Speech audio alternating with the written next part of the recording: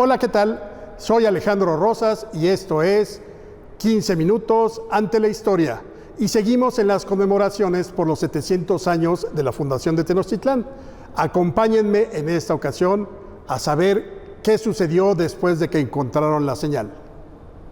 Después del conmovedor momento en que los mexicas vieron al águila real desgarrando su alimento, posada sobre el nopal que salía de la piedra, y observaron con cuidado todas las señales que esperaban encontrar desde tiempos inmemoriales, y lloraron, y se abrazaron, y celebraron, y le agradecieron a su Dios tutelar haberlos guiado hasta ahí, los mexicas se enfrentaron con su miserable realidad.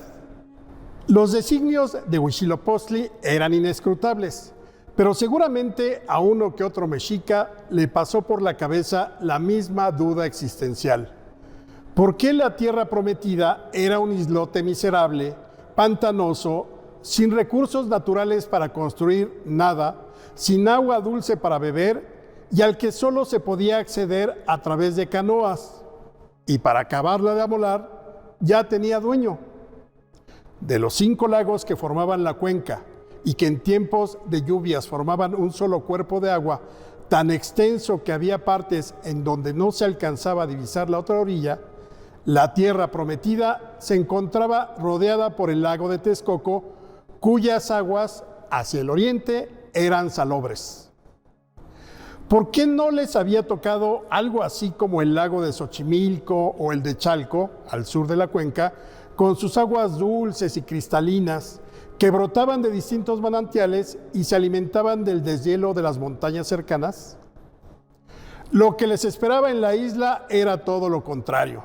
Al menos en un principio volverían a su nada apetecible dieta de alimañas, serpientes, insectos, larvas, pececillos, renacuajos, ajolotes, y el agua potable tendrían que obtenerla en las fuentes de tierra firme y transportarla en canoas hasta la isla. Por lo menos gozarían del clima templado de la cuenca y del bellísimo paisaje que ofrecían los volcanes y las montañas que rodeaban a los lagos. Eso debió animarlos un poco. Alguna ventaja oculta debía tener el islote, porque los mexicas no fueron los primeros pobladores en echar raíces ahí.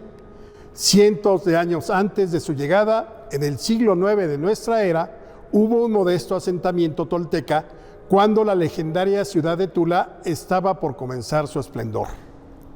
A pesar de todo, los mexicas estaban hechos para la adversidad, como lo habían demostrado, y se habían acostumbrado a remar contracorriente.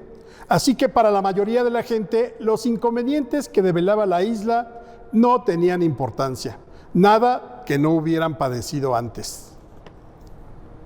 Además, Huitzilopochtli era infalible y los había llevado a un lugar que, de acuerdo con sus designios, estaba destinado a ser suyo y les había entregado los símbolos en los que fincarían su grandeza. La piedra de donde surgía el tunal significaba que Tenochtitlán nacía sobre los corazones de los enemigos ofrecidos en sacrificio a Huitzilopochtli, los de antes y los que vendrían. El nopal era su árbol emblemático y representaba los 3 niveles del cosmos: el inframundo, la tierra y el espacio celeste. Y el águila, desgarrando su alimento, significaba el triunfo del dios solar sobre las tinieblas de la noche y la victoria de su pueblo sobre sus enemigos. Pero, ¿y la serpiente?, se preguntaron los mexicas. Se hizo el silencio. Aunque a decir verdad, nadie lo preguntó porque nunca hubo serpiente, no al menos en un principio. La mayoría de los códices, realizados después de la conquista, señalan que cuando los mexicas encontraron la señal divina, el águila desgarraba un ave pequeña o algún otro animal sin especificar cuál era. La serpiente apareció y llegó para quedarse hasta la segunda mitad del siglo XVI, o sea, más de 250 años después de la fundación de Tenochtitlán y ya en plena época de la Nueva España. Al parecer, la serpiente debutó siendo devorada por el águila en una de las láminas del Códice Durán, también conocido como Historia de las Indias de Nueva España e Islas de Tierra Firme, obra realizada por el dominico Fray Diego Durán, con el apoyo de un grupo de tlacuilos que transmitían la historia y las tradiciones indígenas anteriores a la conquista de una manera pictórica y que fue publicada entre 1560 y 1580. La única escultura de la época anterior a la llegada de los españoles donde quedó plasmado el mito fundacional de Tenochtitlán es el Teocalli de la Guerra Sagrada. En una de las caras de este monolito fue esculpida el águila sobre el nopal que brota de un personaje acostado en el lago, que puede ser Copil o Tlaltecutli, la diosa de la tierra. Y del pico del águila no surge una serpiente, sino el símbolo mexica de la guerra, el Atlachinoli. Esta escultura está fechada en el año de 1507 y hoy está expuesta en la Sala Mexica del Museo Nacional de Antropología. Y por cierto, también en los nuevos billetes de 50 pesos.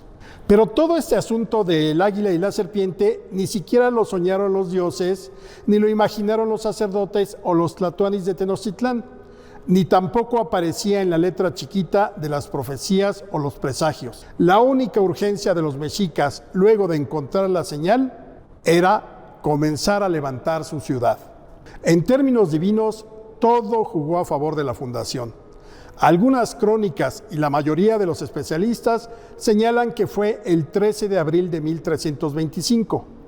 Ese día, los mexicas presenciaron uno de los acontecimientos astronómicos más estremecedores que puede observar el hombre. Un eclipse total de sol, que comenzó a las 10:54 de la mañana y tuvo una duración de poco más de 4 minutos, de acuerdo con los cálculos astronómicos realizados siglos más tarde. Huitzilopochtli permitió a los mexicas ser testigos del feroz combate entre el sol y la luna, en el cual la luna parecía devorarlo, pero al final el sol salió victorioso una vez más y sometió a la luna y a la noche. Los mexicas contaron hasta con la venia de otro de los grandes dioses de su panteón para fundar Tenochtitlán. Después de haber encontrado la señal que marcó el final de la peregrinación, Ajologua, uno de los caudillos que encabezaba la marcha, se entregó a las aguas del lago porque Tlaloc lo llamó para decirle que eran bienvenidos Huitzilopochtli con su pueblo. Según el Códice Aubin, el dios de la lluvia le dijo a Ajologua: «Dile a todos esos mexicanos, tus compañeros, que este es el lugar donde han de poblar y hacer la cabeza de su señorío, que aquí verán ensalzadas sus generaciones».